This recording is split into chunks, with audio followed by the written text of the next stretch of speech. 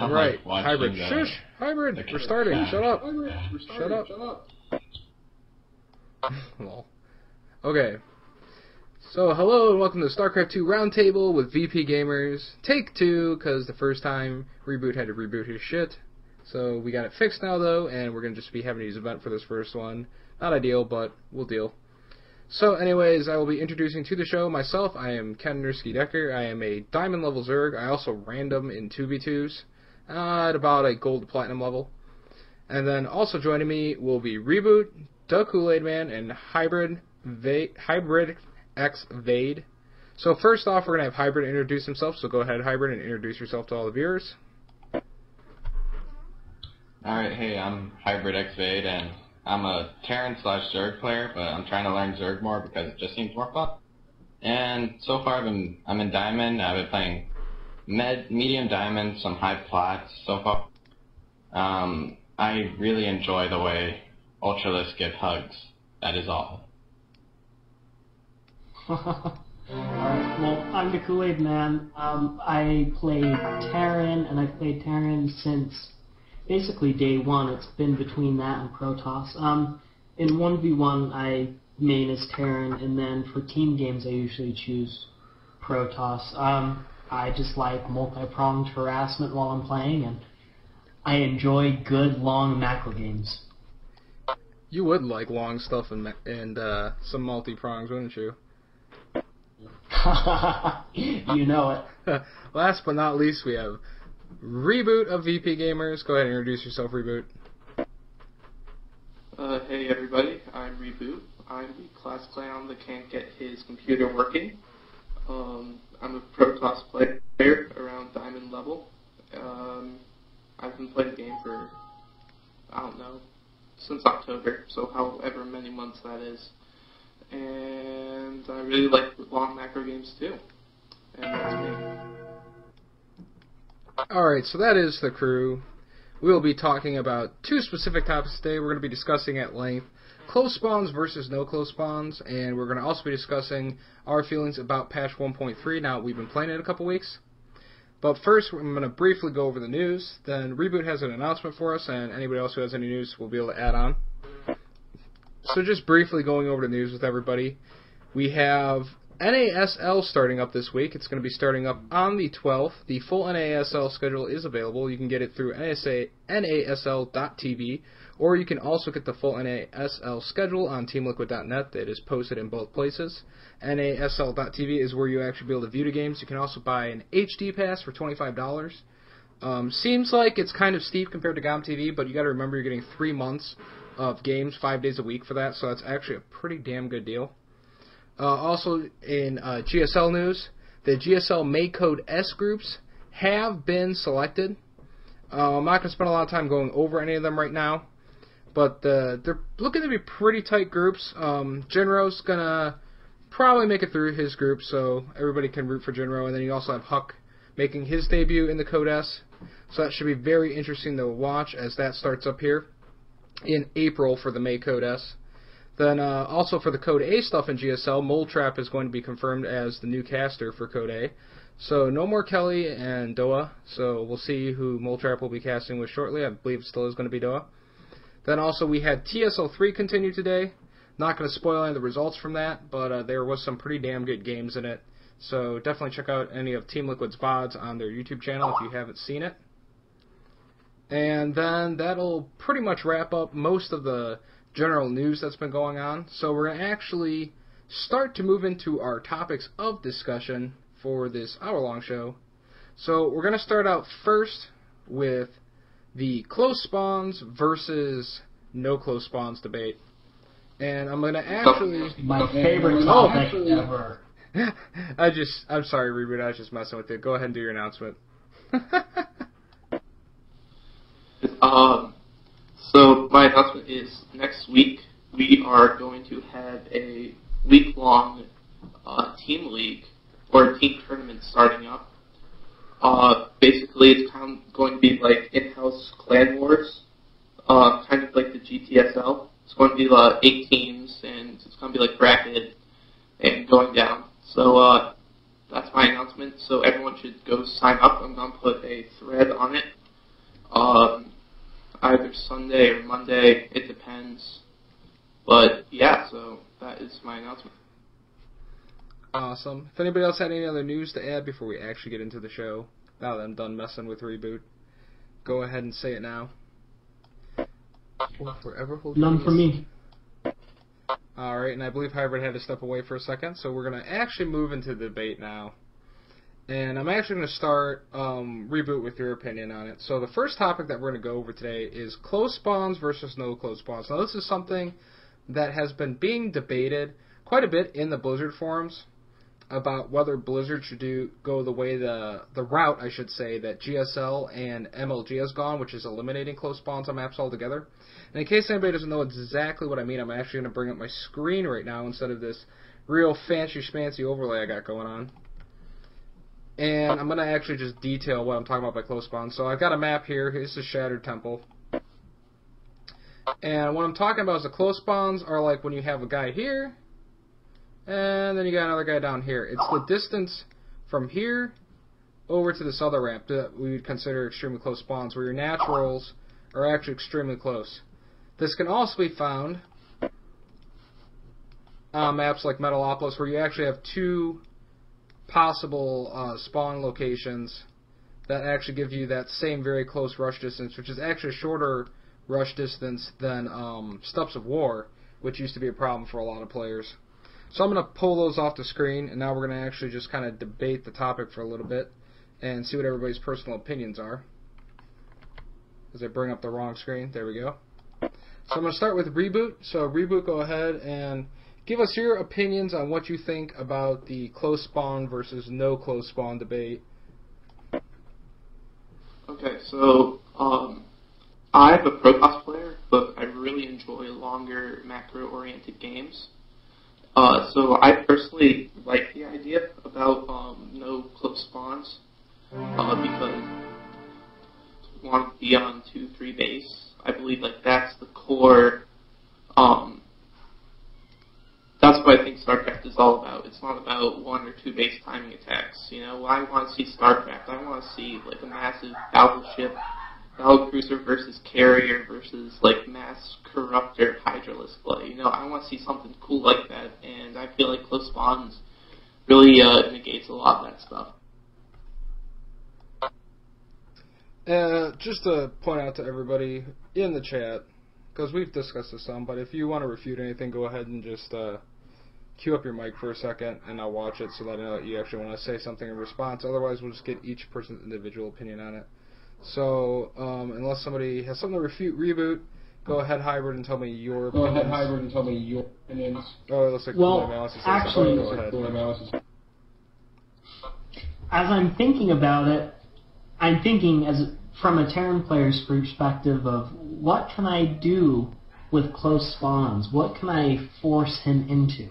Like if I'm playing against a Zerg player on close spawns, I can put up really early harassment and it makes scouting much easier. So naturally Zerg players and probably even Protoss players are probably not going to like close spawns as well because Terrans have the best, the second best timing attack just beneath the Protoss 4 gate. Yeah. And so I'm worried that eliminating them kind of eliminates that early harassment that you can do. Yeah, but the only question I would give you is like, since I main Zerg, from the Zerg point of view, I'm going to be honest and just say, if I'm in close spawns, I feel like I'm personally already playing at a disadvantage. I know a lot of Zerg feel this way, and this is partially why they've eliminated them in MLG and GSL, because they tend to agree. Blizzard hasn't done this yet. They've kept the close spawns on their maps. But, I mean, from my personal standpoint, I feel like if you 2-racks, I might not even be able to get a spine crawler up before your first couple of Marines are going to get there. And if your Marines get there before I can get even hardly any creep spread from my natural, there's a really good chance I might just outright die from just a 2-racks all-in in the close positions. And then Hybrid wants to say something, so go ahead, Hybrid. Well, for me, when I play Zerg, sometimes I find close positions, or knowing that there can be close positions, is a game changer. I mean, it sometimes discourages cheese because you don't know where they are exactly at first, but taking away close spawns just makes scouting that much easier for people who plan on cheesing. So this doesn't make proxy gates and cannon rushes more inevitable for most races. And as Zerg, I like to do my +1 lean contain on most races so that I can freely expand while yet keeping some pressure on them. So you're saying that when you play Zerg, you'd actually rather have the close spawns available on a 4-player map, even though you would still have 2 positions you'd have to scout? Well, I mean, it's just something to change your strategies. I mean, if you get close spawns, you can immediately just switch to a different strategy. But what I'm just trying to say is, it'll make the game a bit more interesting to have different types of tactics on close spawns and sparse spawn. Yeah, I can agree with that to a point, but I mean, personally, I feel like if I'm not doing something that's very all-in-ish, like sacrificing quite a bit of economy in comparison to the Terran or Protoss counterpart, like if they just choose to turtle for a minute on, like, let's say Protoss is going to do like a 3-gate expand in the 6-gate. In cross spawns or close air, I've got enough time to drone when I see them do that and get burrow by the time their push comes. If we're in close positions, I won't even have burrow finished by the time their push starts, and I'll actually have to sit there and just try and hold it until burrow comes up and hope that I don't lose too many units in the meantime while I'm waiting for burrow to finish. So I mean, I feel like I'm almost in a losing disadvantage at that point, because the things that I need to do as Zerg personally to hold stuff is 10 times harder to do because the timing of every push is accelerated when you're in that close of positions. Right, and with Zerg, it's very, very, very reactionary. You need to be able to see something coming and immediately start hotkeying those units up to get them out there and to fend off the push. Exactly. So, I mean, like, to me, like, I understand, like, the concept of, oh, it's really cool to have different styles of play, which I think would be viable if, like, Zerg's static defenses, frankly, weren't so shitty. But Zerg's static defenses are so terrible that, like, you can put down 4 spine crawlers, but if they, like, push off 6 gates or something like that with, like, 32 probes or whatever, they do, like, the actual, like, 6-gate all-in type of style push, or they go to 8-gate all-in or something like that. Like, even just a standard Colossus push or something like that, it's going to be 10 times harder to hold, and especially on a map where you get close spawns like on Shattered Temple, where you have that base in between you, like, Terran and Protoss are actually, like, especially Terran, they can put a planetary down up on that ridge, or even sometimes they can get it onto the gold base if you can't get the creep to it in time, or if they're pushing the creep back. They can just pin you and contain you into your base so easily, I feel like, and all the other bases that you can take are essentially cut off from you if they push at all. I feel like... Yeah, and I've actually done that as Terran against Zerg. It's actually a lot of fun, but you're right, it feels kind of broken because it's really easy to do. And as Zerg, it's really hard to kind of push back and retaliate on that. Go ahead, Reboot. I know you wanted to say something. Yeah, I'm just thinking on the subject of static defenses. Like, if Protoss just put up, like, 4 photon cannons against some sort of all-in, it wouldn't really help. And I feel like, to a certain extent, that's the same with Terran and bunkers. You know, like, it doesn't really matter if you have 4 various static defenses if you don't have the army to back it up, no matter what race you are. So I feel like that can be applied to, like, all races in general. Yeah, because I think as Protoss, if you get close positions against a Terran player, that automatically makes the game even harder for you, because it amplifies Terran's ability to push Protoss even. Just as much as it amplifies Protoss and Terran both's ability to push Zerg in close positions. Yeah, absolutely. I feel like against Terran, early, like, concussive shell just as a whole.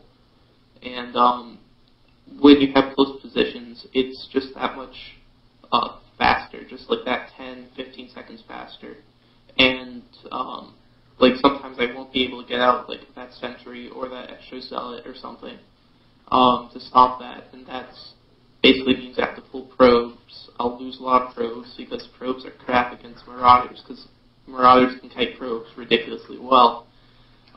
So it's slightly harder to deal with the Marauders. It's not impossible, but I would say it's slightly harder, and it's just not the kind of game I'm looking to watch as a spectator, and to also just to play as a player.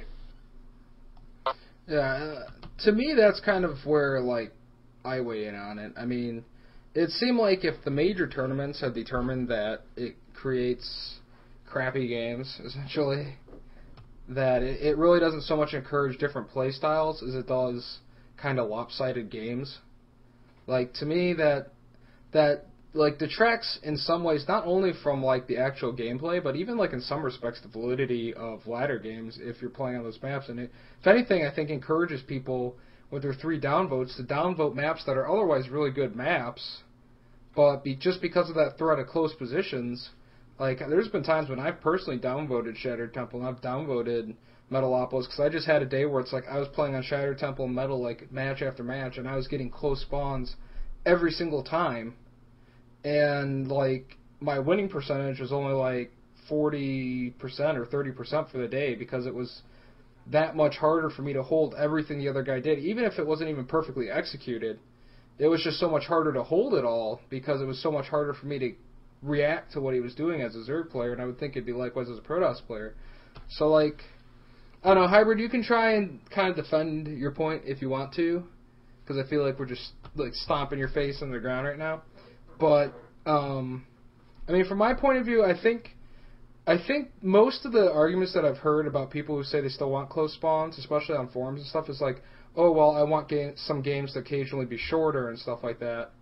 And I don't even necessarily think that, like, the close spawns necessarily even really create a shorter game. Like, I feel like you can still just as easily try and bunker rush somebody or 3-rack stim somebody in a close air or close or cross position. It's just that the other player is going to have a chance to potentially hold it in those positions if they scout it. Well, yeah, I guess, but I mean, from my point of view, I think that close spawn is actually more micro-intensive than the others, because you really got to know what you're doing, and you also got to have really good scouting information. I think this is more of like a higher league thing for close positions, because you got to be reactionary, especially as Zerg, to what your opponent is doing, which includes scouting. Like, for me, I like to send an overlord around 5:30 straight through the enemy base to see what they're doing. And I just react appropriately to what they're doing, like putting up a couple spines, getting banelings, or whatever. So I guess it just creates a different type of gameplay. He said, and then goes into his next game and can't get his spine crawlers up in time for a 4-gate and dies, and then I laugh. You'd probably be like, ha, I told you, Hybrid, ha. Exactly. Yeah. I had 4-gated Masters Zerg player and actually beat him when he had 3 spine crawlers down and like 12 Zerglings. And that was on close spawns. I mean, it was that easy. I wasn't more skilled than him or anything. So it's like, you look at mechanics like that in the current metagame, and it looks like close spawns actually have to go. Now, I have to disagree with that, because I've seen it to where people have actually 4-gated into the Master League, which doesn't really prove anything on close spawn. I mean, I guess it makes it a bit stronger with close spawns, but I mean, it's happened to where people can just use that same strat to get to the Master League. Yeah, but... Right. The nice thing about having that close spawn, though, is as Protoss, if you get that first sentry out, then you're basically golden if you have close spawns, because you're going to have much more energy to do your Guardian Shield and your Force Fields. Exactly. I mean, like, those couple of seconds can make the difference between like, you getting that second round of Lings out if you're Zerg before Protoss can force field your ramp, or, you know, I mean, like, that little bit of timing can affect your ability to hold something so greatly. Because, I mean, like, if you're talking, like, you know, probably, like, a 20-second difference, you know, if you've got a second round of Lings coming out, that once you get those Lings out, you'll have a good chance to hold, like, a 4-gate, for instance. but because you're in close spawns, you don't quite get them out in time, and they force field your ramp. Now all those reinforcements are cut off, and now you're at a real crappy position, I think. And it was not because they really did something better than you, is because that push in that super close a position makes a reactive race like just that much weaker. Go ahead, Reboot. Yeah, I feel like the main problem with close spawns is that in like the gold leagues and the platinum leagues, where people's where people have like one build, like a 4-gate or like a 3 racks, and they can do that build moderately well, and their opponents won't really have the micro or the really strong, well-maintained build that will be able to counter that. So I feel like close spawn positions just make it that much harder for that person in those lower leagues to kind of just die because they miss micro force field, or they try to do a kind of awkward expansion timing. Or I feel like close spawning positions just really I guess emphasizes like every little mistake that the other player makes. If you make one mistake, you're dead in those close spawn positions. Yeah, that's kind of how I've always felt. I mean, let me put it this way to you, Hybrid. Since you're the proponent of keeping the close spawns, like just playing, like, not necessarily devil's advocate, but just like proposing this to you. I mean, how much do you think it would really affect the game if they eliminated them? I mean, do you think that it would really have a huge negative impact compared to the positives as far as, like, game balance goes, essentially, map balance? I mean, compared to the potential positives of map balance, I mean, do you really feel like that the negatives would really outweigh the positives gained by it as far as, like, just general map balance goes? Well, I mean, guessing with the cheesy builds, I guess that's one of the greatest points of taking away close spawns, but I feel for those that don't really like the cheese, it's kind of a down point for them because, well, they just want to have a good game, and playing on close spawn positions actually changes the game for them, which is pretty fun. I suppose. I mean, I can't say from a fun point of view, I suppose, like, it can add some different element to the thing, but from my point of view, if you're considering the fact that the ladder's a competitive environment, there's something to win or lose on ladder. I mean, to be frank, I mean, obviously for some guy who's a pro player, there's not much to win or lose on ladder. But, like, for instance, for the average guy who's, like, trying to rank up to Masters or something like that because he's hoping he can get into Grandmasters or something like that, where, like, come, like, BlizzCon rolling around or something, maybe he can get his chance in the limelight to win some money or something like that. I mean, to me, when you're in a competitive environment where the games and your ability to increase your standing in division has some meaning to it, like, I just don't feel like any type of influence in the game that can weigh the game in the favor of one race or another in a given matchup from the onset of the game before you've even done anything really belongs in a competitive environment. In a competitive environment, I could see close spawns being taken away, but another thing I notice in the games I've played, if I get close spawns and they try to do a rush, a very strong timing push or something, if I can manage to hold it off while still macroing pretty well, I can pretty much pull so far ahead of them that they can't really do anything. But yeah, I think it should be taken away at this point. There's more positives of taking it away than negatives. Cool. Anybody else have anything else to say on the topic of no close spawns versus close spawns before we move on to the larger topic of patch 1.3? No, bring it on.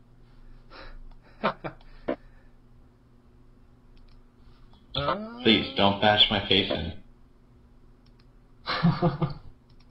Alright, so, playing in the background, I'm going to bring up my screen.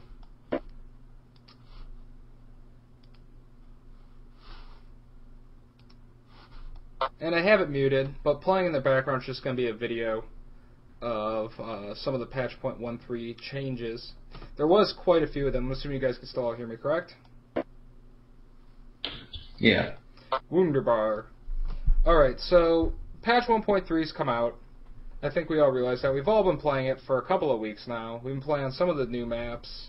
So let's just start with kind of general impressions of 1.3, and then we'll get into specifics in regards to the races and the specific race changes. So, personally, my impressions of patch 1.3 is I think on the whole, it's been a very good change. Like, I feel like patch 1.3 has brought the game closer to balanced. And I feel like while I still don't like things like close spawns on Metal or Shattered, for instance, and I still think Delta in the map pool is absolutely retarded, I personally think, for the most part, that across the board, most of the changes they made, I think, were good, and the game feels like it's starting to actually get somewhat close to balanced at this point. And, like, I actually feel like, for the most part, I've got pretty much a fair shake in any potential matchup for the most part. So we'll go ahead and we will start with the Kool-Aid Man this time, and go ahead and give us your impressions.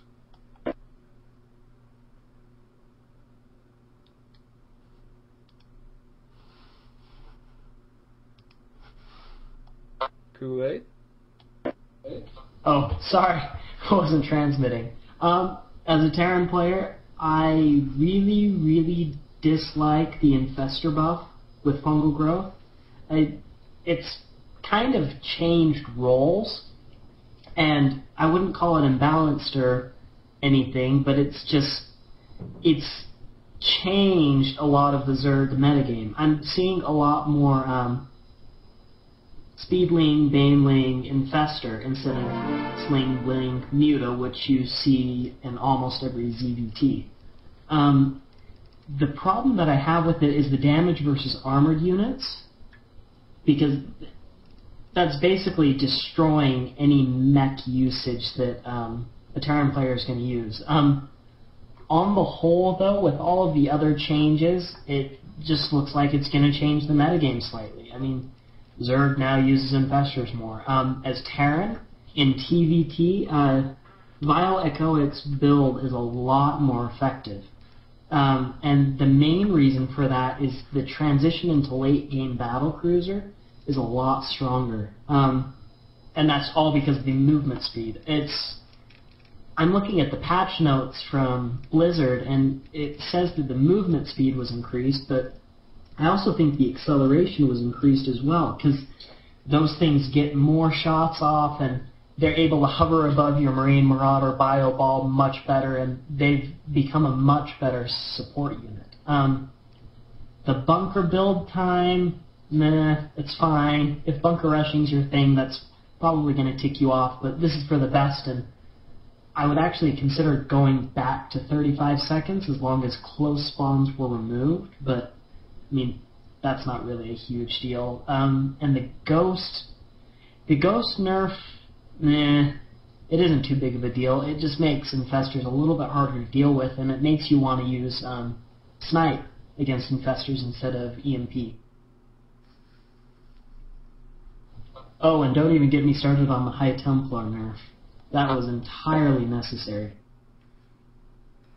Alright, so I suppose with that we'll transition into Reboot's opinions on 1.3 and how the patch has felt since he's been dealing with 1.3. So go ahead, our Protoss player, and give us your impressions of patch 1.3 thus far. I freaking hate this patch. Just to get it out there. I mean, just on the whole, I think it's a complete nerf for Protoss. And I feel like some of it was needed. For example, the High Templar, something was definitely needed there. I feel like removing the Chidarian Amulet was really harsh, because both the Infestor and the Ghost have equivalent energy upgrades, and I would feel like the only difference between like a High Templar and an Infestor and a Ghost is that High Templar can be warped in anywhere, and the Ghost and the Infestor have to go places. Like they have to like spawn in their base and then they have to go somewhere. I feel like if you just had a 10-second it would mimic the effect of a High Templar, like walking to the battle, I guess. So I mean, that would be my solution. I feel like the Khydarian Amulet just removal is just really, it becomes really hard for Protoss to engage because they can't warp in something and then attack. They would have to wait and like walk.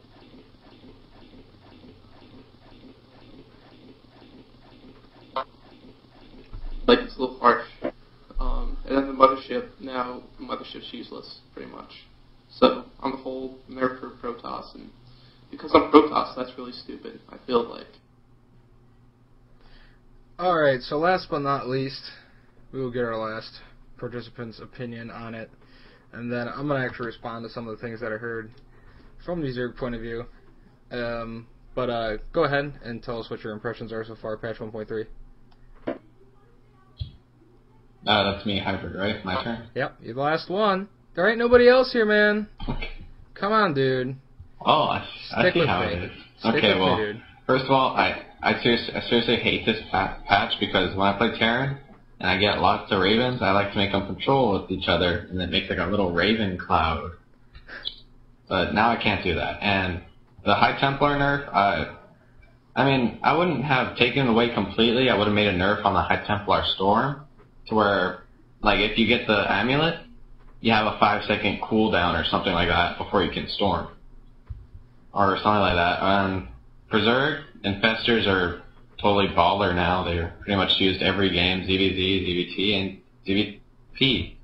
So that's something to think about. Mothership, I think that was highly unnecessary to take that away because Archon Toilet was, I mean, it was good. I mean, that's the only reason people really use the mothership. Only reason I can see people using motherships now is if you want to use graphs like Blink Stalkers running into an expo, attacking. When an army comes to protect the expo, you can just mass recall, but that's just about it. Or base defense. So, mothership isn't really that useful anymore. Another thing is, that's about it. So, now, I don't remember who it was exactly, but I know I remember somebody saying that they really hated the Infestor change. Was that Kool-Aid Man who said that? Yeah. So, me and Reboot. Yeah, you guys said you guys hated the Infestor change. I've got to be totally honest. And my personal opinion on it... My personal opinion... Sorry, I never said that. Oh, whatever. Somebody said they didn't like it.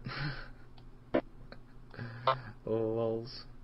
But, my personal opinions on the patch, like, specifically speaking, obviously there was a ton of changes. I love the Infestor change, especially as a Zerg player. I mean, I feel like I finally have a unit that can punish Terran or Protoss for being, having that kind of 1A syndrome. Like, if you just 1A straight at my base, and you're not really paying attention to what you're doing with your shit, and I've got enough Infestors out, like, if I fungal growth a bunch of your units, it's actually going to do some real damage to them. Like, especially against, like, Marines, for instance, because, like, for instance, like, say you get into one of those battles where you get that Ling Baneling Muta versus, in before patch 1.3, versus, like, Marine tank, and you kill a bunch of the tanks and a bunch of Marines, but then at the end of the battle there's still, like, 4 medevacs and, like, 10 Marines left. Those 10 Marines would basically be able to stim through your entire base while the medevacs heal them and kill frickin' everything. And no matter how many Lings you try and reinforce or how many Banelings you tried to make, they'd basically just maul through your base and your worker lines before you could do anything. And I feel like now with Infestors, if I see a bunch of Marines, like, before I even go to attack or when I attack, if I even have just one Infestor laying around and say you got some Marines left over, I throw Fungal Growth on those bad boys. And I'm never going to just get you, like, raffle stomped by, like, just a handful of Tier 1 units. You're going to have to reinforce your army again, just like I'm going to have to reinforce my army again, if you're going to push me now. Because it's just, I mean, the Infestor change just makes that, you know, so much better. As far as the bunker build time, I didn't really understand that change for Terran. I think most Terrans didn't really understand it either. Like, if they were trying to discourage or penalize Terran in some way for bunker rushing. Like, I feel like making bunker salvage changed in some way would have been a lot more effective way to do that, to decrease the overall strength of bunker rushes, than actually just nerfing the bunker build time. Because I don't feel like the build time really ever, in my opinion, if you scout a bunker rush, you're going to be able to stop it. If you don't scout it, you're going to die from it. And that basically was the shortened round of a bunker rush. So to me, I mean, I don't even think like changing the bunker build time really even changed the game a whole lot. I feel like if the bunker build time even mattered in any way, shape, or form, that it's so minute and it's got to be at such a low level. Like, I feel like for overall game balance, if they really wanted to balance the overall game more, they should have either changed the way salvage works or something, so that bunkers would have actually cost something if you salvage them, if they take damage or something like that. As far as like the Kadaran Amulet go, which I know is what most of TOS hate, I think personally, even though I don't play a lot of TVP games, although I do watch a lot of them as I am a avid caster and watcher of streams of the top end content, I feel like it was a good change, because like I get Blizzard's reasoning behind it, because they wanted to balance production rates in regards to the spell itself, not necessarily the units, but the spell itself. And by removing the amulet, Zerg can get an Infestor out in about 50 seconds, Terran can get a Ghost out in about 50 seconds, and Protoss can get a High Templar out in 5 seconds, and then wait 45 seconds, and he'll have Storm at the exact same time that the Infestor pops with Fungal Growth, and the Ghost pops out with EMP. So I feel like I feel like I understand their logic in thinking that, well, if we do this, it balances out the production rates of the spells so that we can actually balance the units themselves better. Like, they could actually potentially buff Storm in the future if they felt like it was too weak now, because they don't have to worry about Protoss with a buffed Storm losing their whole fucking army and then warping in 8 Templar at some base you're trying to kill and just destroying your army because you're up a ramp and you can't retreat fast enough. So, like, I feel like that change was really good. Most of the other changes I feel like weren't as big of a deal. Like, the Terran Stim change, I think just, like, delays some Terran pushes a little bit more, but doesn't really make them any less effective necessarily. The Ghost EMP change, I think, was big for Protoss, as much as some Protoss won't admit it, because EMP not zapping all the energy out of a unit, I think, is huge, because it makes sentries and heavy gateway, kind of like what Adelscott has been using in TSL3, way more viable, because it's a lot harder to stop you from having sentries with energy, because you got to waste a lot of Ghost EMPs to actually drain sentries if they spread them out at all. So I think overall that's a good change. The Mothership change, I honestly think that enough people only want Mothership to try and Archon toilet people, that it was worth changing, because they, I mean, pretty blatantly said that Archon toilet was never meant to be like a kill his entire army move. It was never meant to be the Archon toilet. It was meant to temporarily remove some of the enemy's units from battle, so that, you know, you could try and gain a positional advantage or something like that. It wasn't made for, haha, I was about to lose the game, but I built 6 Archons and I caught you in my vortex and now you are dead and I'm going to win. And that kind of goes back to the KA nerf. And I definitely think that nerfing KA versus nerfing Colossus, as much as all the Zerg in the world, myself included, wouldn't have minded seeing Colossus nerfed over High Templar, I think it was more practical, since I think if they nerf Colossus, it would make the TVP matchup a little bit harder. Well, potentially a lot bit harder depending on how they change the Colossus, because I think Colossus are almost essential in dealing with Terran Bio. I think Templars can do it, but they're not quite as effective at doing it.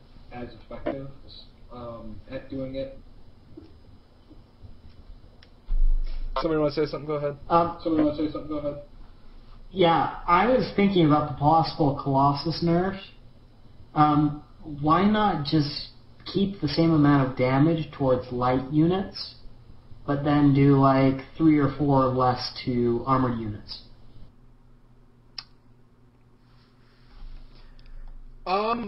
I personally don't know. Reboot, do you have any thoughts on the classes? I mean, as you are the resident Protoss player, versus like nerfing the classes versus nerfing the Templar, I guess.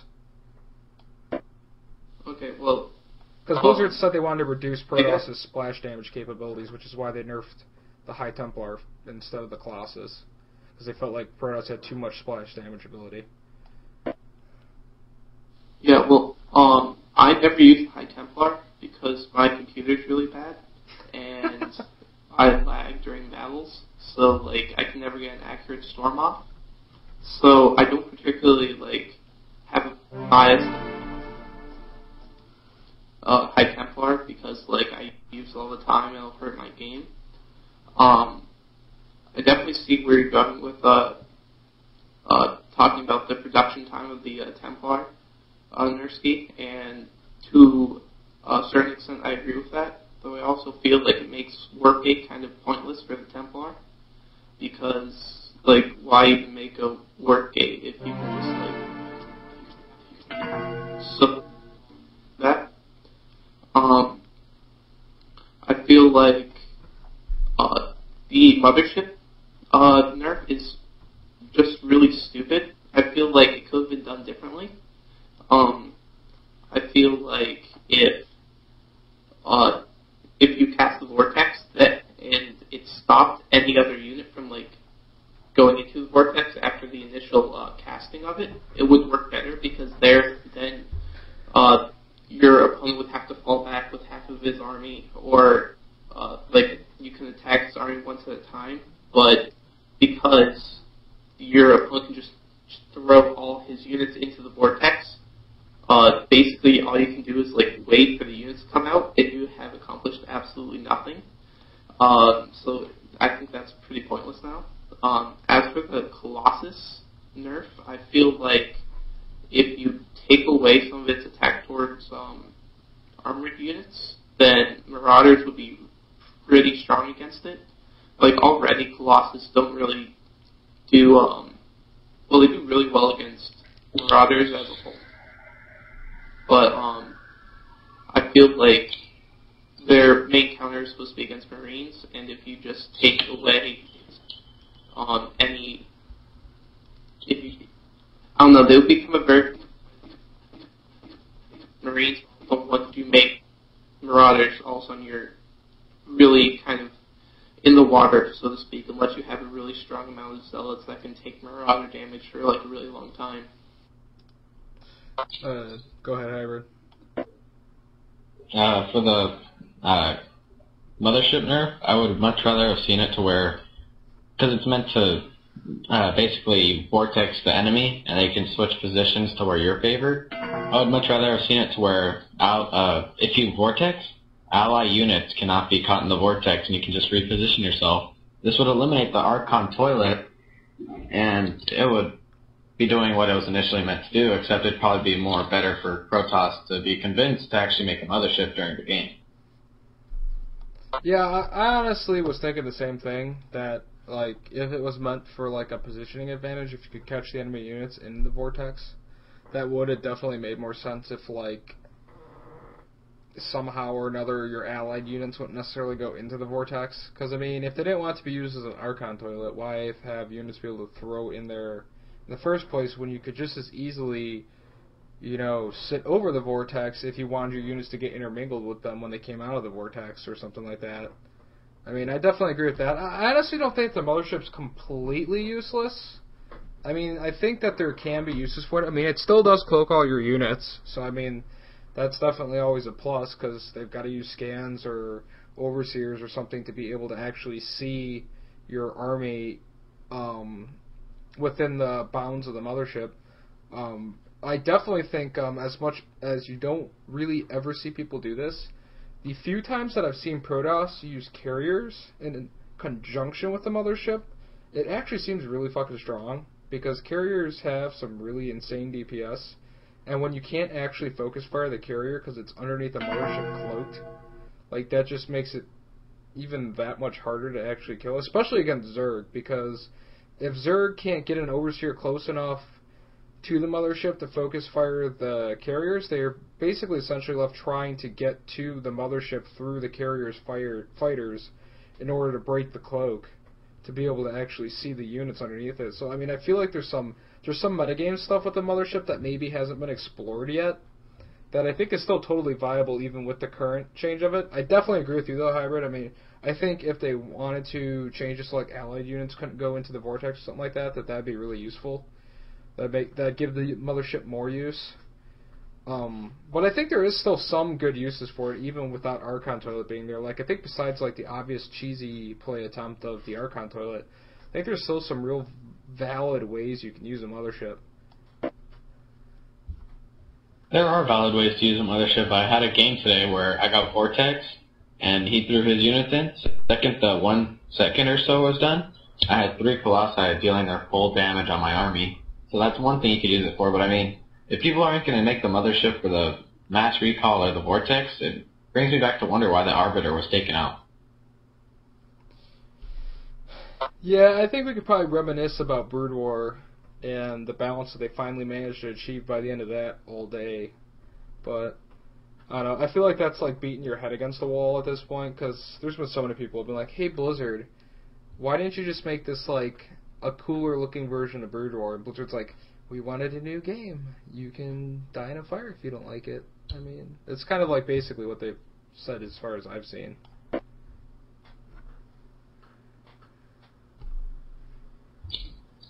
Yeah, I think we're done discussing about the mothership, so I think we can move on. Yeah. So is there anything that like anybody particularly like just specifically like hates to play against, like in patch 1.3 is going to be kind of the what we're going to focus on next. Is if there was like one thing about patch 1.3, like not specifically necessarily about your own race, but playing against, that you just absolutely hate now, whether you think it's balanced or not, like you just absolutely hate it now, what would that one thing be? For me, that would have to be the Infestor buff in my ZVZs, because you did this to me the other day. We were playing a game, and I'm not sure what the army size was at the time, but the fungal growth buff was crazy. Yeah, it was crazy. I got fungled like 5 times, and then I couldn't move my army back to retreat, and my roaches just melted away. They are ridiculously good against roaches. I gotta be honest, like when I'm playing ZVZ, like the thing I loathe is seeing the other guy have more infestors than me, because I'm like, oh fuck, I'm gonna have to fungal growth his infestors and then fungal growth his roaches so that I can try and actually win this battle. Yeah. I guess it's now whoever has the most drones and, quote-unquote, infestors wins the game. Yeah, I think there is some validity. Oh, I think you still can over-infestor to a point. Like, if you get too many infestors, I think you could just get bum-rushed and die. Yeah, I mean, 4 to 5, I guess, is the max that I would get. I mean, I don't think you really need more than 4 or 5. I've gone up as much as 8. And actually won a battle rather lopsidedly, one game actually against he's one of our new pro team members, goes by the name VP Cry, also known as Brooke. I actually beat him in ZVZ one game. He was up on me with his roaches by 2. He was at 2-2 and I was at 1-1. And I had a few more roaches than him, but I also had like 6 infestors. And he had roaches and some hydralisks, and I actually destroyed his whole army with fungal growth, even though he had better upgrades, and he was pretty pissed. But let's go to Kool-Aid Man. Is there any like one thing in patch 1.3 that you hate to play against now? Well, not really. I used to hate playing against infestors, but now I've kind of gotten used to it, and I'm just like, you know what? You can mass infestors all you want. I'll just send diversionary forces up your front gate, and then I'll drop all 4 of your expansions simultaneously. Good luck dealing with that. That's what the mutas are for before the infestors, so you can't drop. Yeah, the problem with getting infestors is it's so gas heavy that you can't really get mutas. No, it definitely does decrease the muta numbers quite a bit. I know personally I'll open muta and I'll get like 8 to 10 mutas, and then I'll switch over to Infestor, and I basically can't build any more mutas at that point. I got basically like my ball of 10 mutas, and that's all I got to defend against drops. Or vice versa, I can go heavier muta and only have like 3 or 4 Infestors. That would be suicide. Although, for as many Terran, because if you actually go to, like, especially the Blizzard Forum, I'd hate to mention the Blizzard Forum, because everybody knows the Blizzard Forum is a cesspool of trolls and retardedness. But, that aside, if you go to, like, the Blizzard Forum, even occasionally on TL Forum, you'll see so many Terran complaining about Infestors now. Oh, you know, I had a whole bunch of Marines, and 3 Infestors ran up and killed, like, 50 supply of army. This is so bullshit.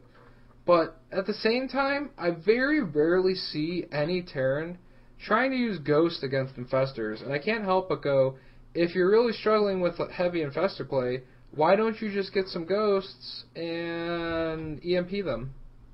It comes down to the same thing. Yeah, it comes down to the same thing as the Ghost versus the High Templar. It's whoever has better micro.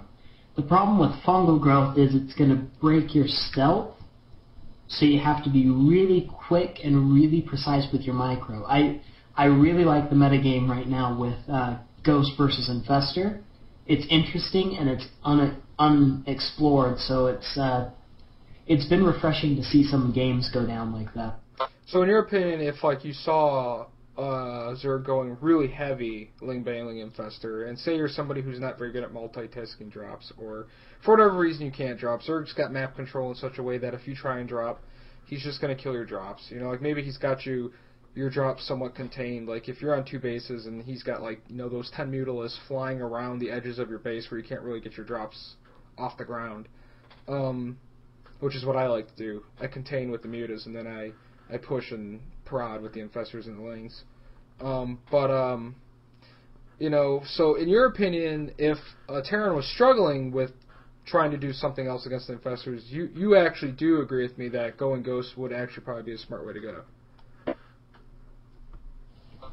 It's the only real way to go. If you can't drop, then you have to get Ghost. It's caster versus caster. The person with the caster is going to win. And the problem with the previous Infestor is it didn't really happen very often. And mainly that's because the DPS value went up. Ghost is the anti-caster. You put on 2 sniper rounds or 3 sniper rounds onto an Infestor and you can take one down. So if you have a big group of Ghosts, then just kill all the Infestors and you won't have to worry about them again, and you basically put the Zerg behind in resources. But you also have the option for EMPing, but the issue with that is now Ghosts only drain 100 energy when they EMP, so it's turned more strategic in ZVT, and that's something that I really like. Ghosts are fun. So I am hybrid, and I approve of that message. So now we're going to move on to Reboot. Is there any one Pacific? Apparently, we have moved to the Pacific Ocean in the middle of our cast. Is there one specific thing you personally are hating playing against in patch 1.3? All of your Protoss QQ and tiers aside, is there any specific thing with the new patch that you hate? This doesn't specifically have to do with the patch, but I really hate it going against Massling Baneling because they're everywhere. And I don't know, I just can't beat it no matter what I do. Like, even though Banelings are really bad against, like, Stalkers, like, there's just so many of them. So it doesn't really have to do with the patch, but, like, whenever I play PvZ and they go, like, Massling Baneling, I always lose. Because they, like, keep coming. I'm able to force field, like, the first 2 times. And then the 3rd time I run out of force fields, and all of a sudden his Banelings run into my Zealots, killing all my Zealots. Then his Lings take out my Sentries and Stalkers, and, like, ugh.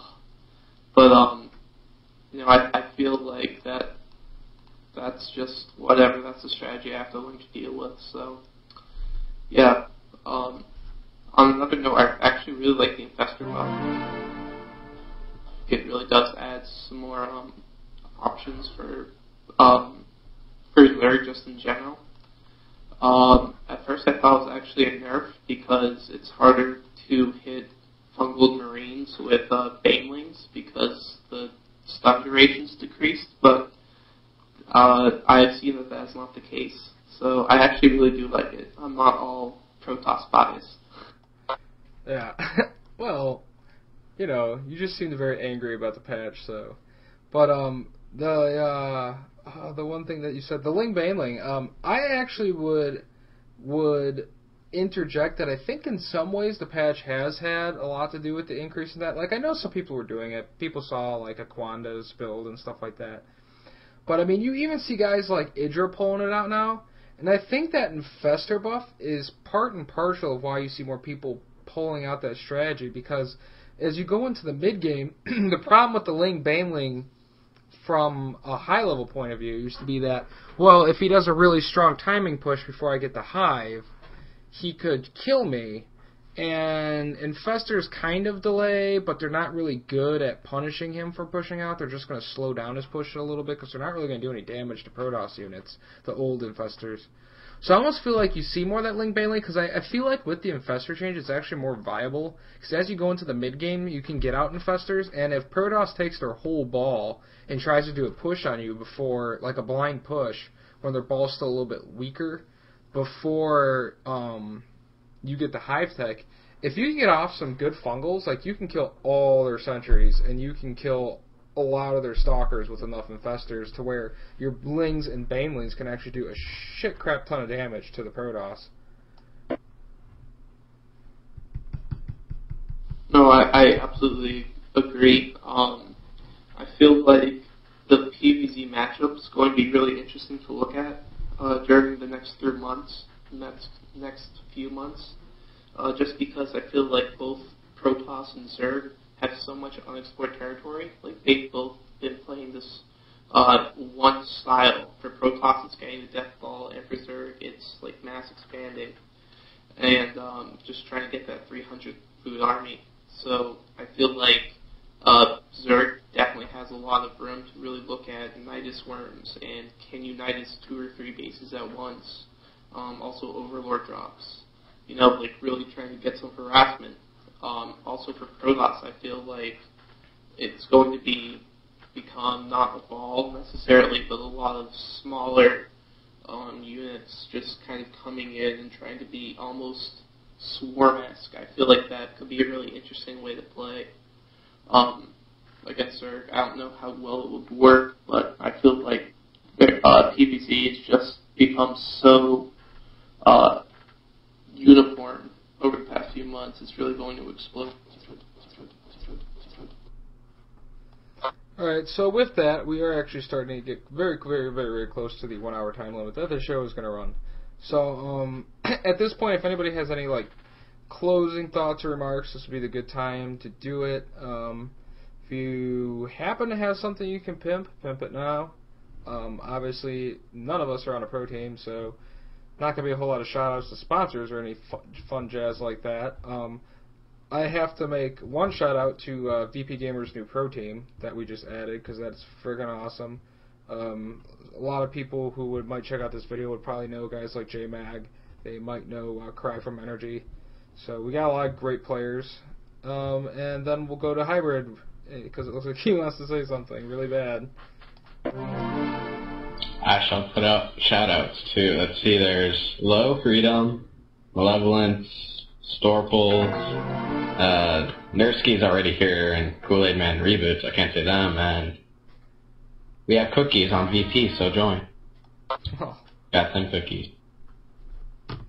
Anything for Kool-Aid Man or Reboot before we head the hell out of here for the day until next week?